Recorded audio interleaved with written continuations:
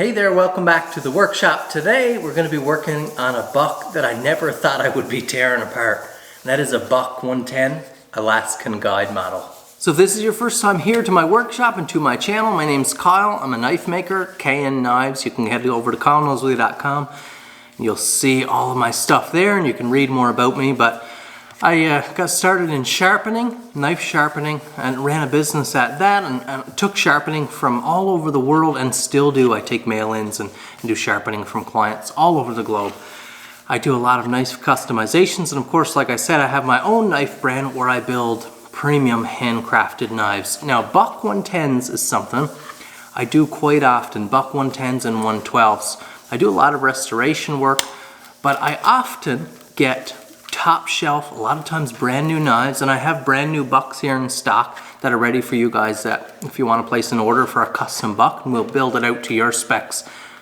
But I never thought I'd be doing an Alaskan Guide model. Now, an Alaskan Guide is such a beautiful version of the buck 110 and one that I've always loved. Look at that. Look how beautiful that is. Not spanking new. It looks like it has a little bit of wear on it, maybe a little bit of bolster wear, but not very much. But you can see, you know, some of the little scratchings and a little bit of friction and wear use. But again, very little. And look at the blade. Of course, this is the Boss heat treat. This is the S30V. And then it's got that black coating with the Alaskan Guide stamp. It's got the different wood. I believe that's a cherry wood. But really nice colors, classic. But we're going to be tearing this thing apart. This one's not getting tang filing, but it's getting new scales. And with the brass and with that black blade, oh, it's gonna look so good. Now, one of the challenges, one of the scary parts we gotta watch out for this buck is that perfect blade coating there. We have to make sure that's always as protected as possible. We're not doing a tang filing on this one, so we don't have to worry about it in that process. So we'll just wrap it really, really good, a nice heavy coat of tape, and then we'll just make sure we don't, dab it with the grinder or anything like that, because there is no replacing a finish like that. Before we head into the grinding room there, guys, and get started on that buck, I wanted to show you guys a couple of knives that I have here on the bench, so you can have a look at. And this one right here, I think, is a star of the show in this batch. Now, keep in mind, it's not finished yet, but it's a Warrior. The Warrior is the largest knife I make. It's gonna have a polished tang. It has like a yellow, almost bordering a lime liner, brass pins, and look at that micarta. Again, Dad's just working through them here now. We'll check back in later in the video and show you guys what they're looking like. Got a tradesman just coming off of the bench. Again, doesn't have final cleanup, doesn't have final edge. Tradesman is my best selling knife right now at this time. It's a brand new pattern and people are really buying it up. Look at this one, it's a gray neon liners. Oh, so sweet, black forge finish. And look at it once again, look at all those lines, those facets. Not easy to do, they had a lot of work, but real nice. Okay, here we are in the grinding room now, and we have these little pins, and these are actual functional pins. They run inside the scales in here. You can kind of see them if you look inside the chassis. They hold the scales on. This is our lock bar pivot pin.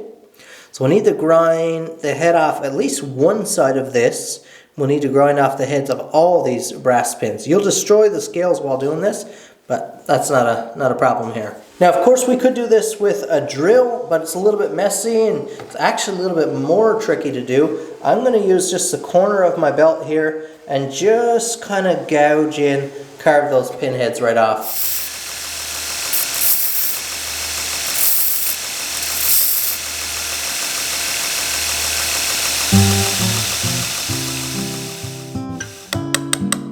Now that we've ground off the pin heads, we can go ahead and remove that pivot point, that lock bar pin. And now we can start to detach those scales so we can move on with the rest of the project.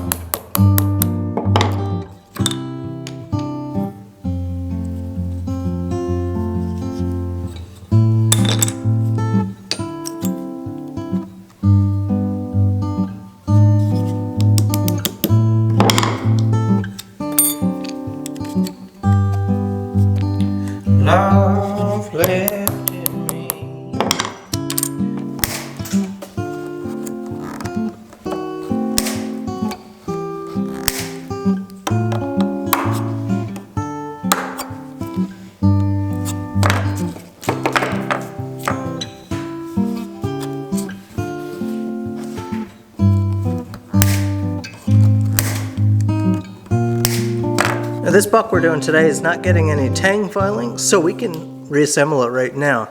Put our tension spring back in, just a little torsion bar. And then this part can be tricky.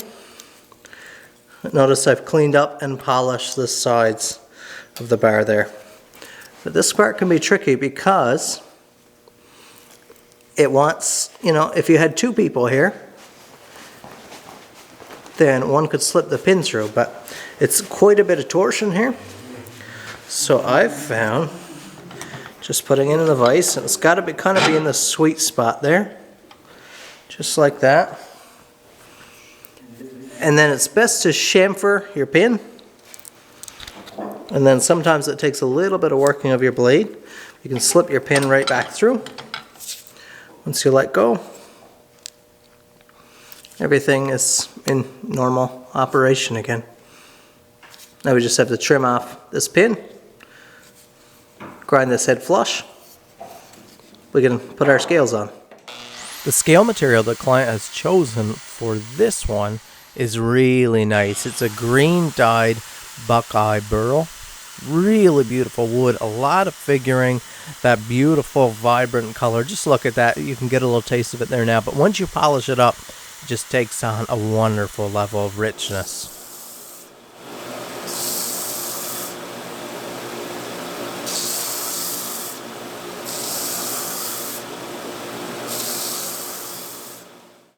So back to the table here now. These are all, Dad's finished sanding them, and they're all cleaned up, oiled, sharpened, ready to go in the leatherwork, which is prepped there on the bench there now. But here is a camo tradesman. Again, that red tradesman here. Look at the lines. Oh, right here we have a bake apple. This is Scandi Grind Hunter Orange. Available on the website. Really sweet. The bake apple is my best seller to this date. Gorgeous little one-off that I'm trying here. Look at this. 3/16 slab. That's slick. We did a black liner there. Full convex grind right from the spine to the edge. And then right here we have a couple of little beauties. You guys will know every once in a while I'll have an odd end cut of a steel billet. And I have this little pattern on standby for when that happens, I can squeeze in these little beauties. And I've made them before. They always sell out really quick. If you're interested, you can shoot me an email. But that little Warncliffe design, small, I'm doing a pocket sheath with a clip on these, so slip inside the pocket. Really cool. We have a faceted micarta. Check that out. The white there. Really neat. It's about -30 Celsius outside right now. Woo, she's cold, blowing like crazy, snowing, just miserable. The shop is pretty cozy, warm here. I'm gearing up. I've got a bunch of steel here, including a couple bucks, and we're gonna grind in that Alaskan Guide here now.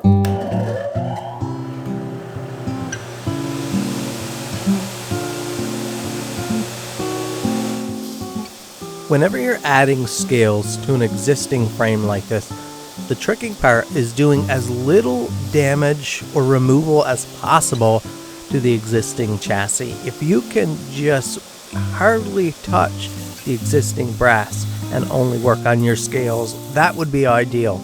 Of course, you're going to touch it a little bit because you have to blend all those lines together, but the goal is to minimize that damage. You'll speed things up later in the process. There'll be a lot less handwork.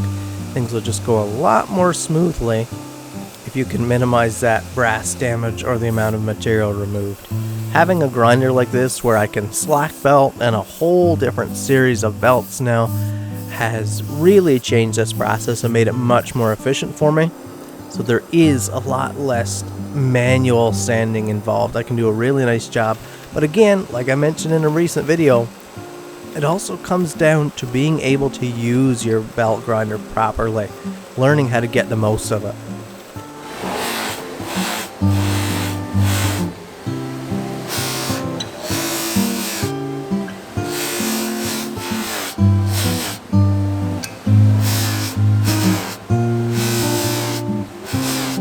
And there it is, all polished up. The buck Alaskan Guide. Customize that beautiful burl. As I turn it here now, you're going to start seeing some smudges from my fingers. We'll degrease that before we ship out so it remains in this condition. But look at that. Paired with that black coated blade, the Boss Heat Treat S30V. That is quite the pair. Look at that palm swell, and it just feels so good in the hand. Lots of meat there in the hand to get a good bite on. Just beautiful. If you're interested in getting a custom buck of your own, you can email me. My email's in the description. It's in the comments section. You can find it on my website. If you're interested in purchasing one of my own custom built knives right from scratch, you can head over to Noseworthy.com for a list of what's available there, or again, you can email me for custom builds. Thanks so much for watching. Hit that like button, subscribe to my channel. Hope you learned something today. I hope you come back for the next video. Thanks for watching.